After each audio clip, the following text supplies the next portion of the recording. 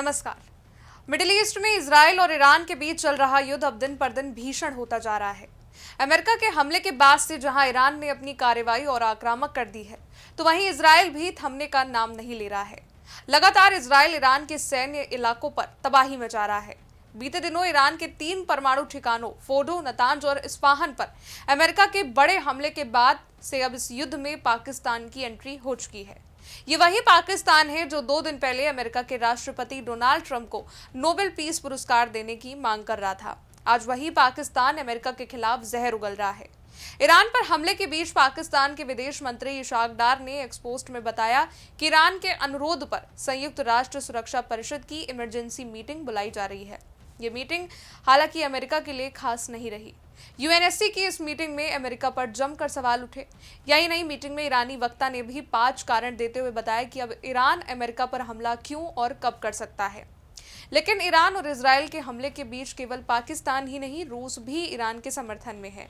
हालांकि भारत के प्रधानमंत्री नरेंद्र मोदी ने भी ईरान के नेता से बात की और ईरान में हुए भीषण हमले की जानकारी ली। इसी बीच यूएनएससी की मीटिंग बुलाई गई, जहां अमेरिका पर जमकर सवाल उठे। दरअसल अमेरिका द्वारा ईरान के परमाणु ठिकानों पर बड़े हमले के बाद कूटनीतिक हलचल तेज हुई है। पाकिस्तान इस मुद्दे को अंतर्राष्ट्रीय मंच पर उठाने की कोशिश में लगा है, तो वहीं अमेरिका ने तुर्की, जॉर्डन, साथ ही कुवैत समेत कई देशों को अलर्ट पर रहने को कहा है। ऐसा इसलिए है क्योंकि अमेरिका के इस हमले के बाद ये संभावनाएं तेज हो गई हैं कि अमेरिका पर ईरान जवाबी हमला कर सकता है। यही नहीं, ईरान के विदेश मंत्री भी इस बात को साफ तौर पर कह चुके हैं कि ईरान अब शांत नहीं बैठेगा और बदला लेकर रहेगा। तो वहीं यूएनएससी की मीटिंग में भी इस बात का जिक्र ईरान की ओर से कारण के साथ कहा गया है कि ईरान जवाबी हमला कर सकता है। उधर ईरान के इस्लामिक रेवोल्यूशनरी गार्ड्स कॉर्प्स ने भी ये बयान दिया है कि हमने उन जगहों की पहचान कर ली है जहां से ईरान पर अटैक हुआ, हम इसका जवाब जरूर देंगे। सबसे पहले ये जानते हैं कि यूएनएससी की मीटिंग में ईरान की ओर से क्या कुछ कहा गया है। संयुक्त राष्ट्र संघ में ईरान के राजदूत आमिर सईद इरावानी ने कहा कि अमेरिका पर ईरान हमला कर सकता है। उन्होंने कहा कि अमेरिका पर पलटवार होगा और इसके वैध कारण हैं। उन्होंने 5 बड़े कारण भी बताए। पहला, अमेरिका ने एक शांत प्राय देश के संप्रभुता पर हमला किया है। अमेरिका के पास ईरान पर अटैक करने का कोई वैध कारण नहीं था। हम परमाणु प्रसार संधि को मान रहे थे, इसके बावजूद अमेरिका ने हम पर अटैक कर दिया। दूसरा, अमेरिका मिडिल ईस्ट में आतंकवादियों का खुलकर समर्थन करता है। अमेरिका गाजा पर इजरायली हमले को लेकर कुछ नहीं बोलता। अमेरिका मानवता विरोधी कार्यों को प्रोत्साहित करता है। पूरी दुनिया भले इस पर चुप रहे, लेकिन ईरान चुप नहीं रहने वाला है। तीसरा, ओमान के मस्कट में 16 जून को अमेरिका के साथ परमाणु वार्ता को लेकर बैठक होने वाली थी।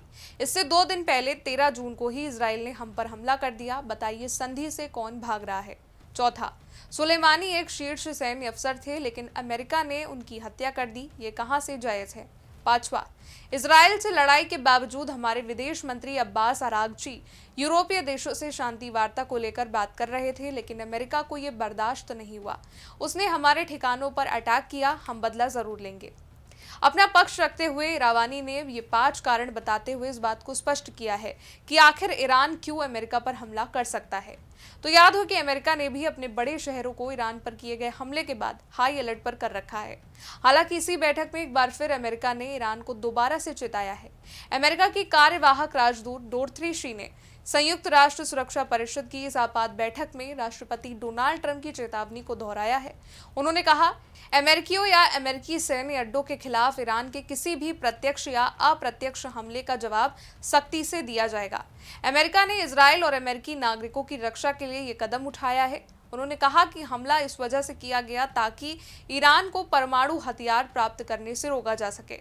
डोरथी शी ने यह भी कहा कि ईरान ने अपने परमाणु हथियार कार्यक्रम के बारे में भ्रामक बातें फैलाई और हालिया वार्ता प्रयासों को सफल नहीं होने दिया।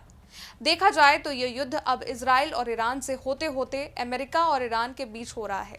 ईरान पर अमेरिका का भीषण हमला बार बार ये संकेत दे रहा है कि अमेरिका किसी भी हालत में ईरान के परमाणु कार्यक्रम की योजना को पूरा नहीं होने दे सकता। एक तरफ जहां युद्ध विराम की मांग यूएनएससी की मीटिंग में हुई, तो दूसरी ओर ईरान और अमेरिका में जुबानी जंग भी हुई। इसलिए देखना यह होगा कि अगला कदम अमेरिका ईरान के खिलाफ क्या उठाने वाला है। इस पर आपका क्या कहना है, नीचे कमेंट सेक्शन में बताइएगा। वीडियो को लाइक कीजिएगा, शेयर कीजिएगा, चैनल को सब्सक्राइब कीजिएगा। शुक्रिया।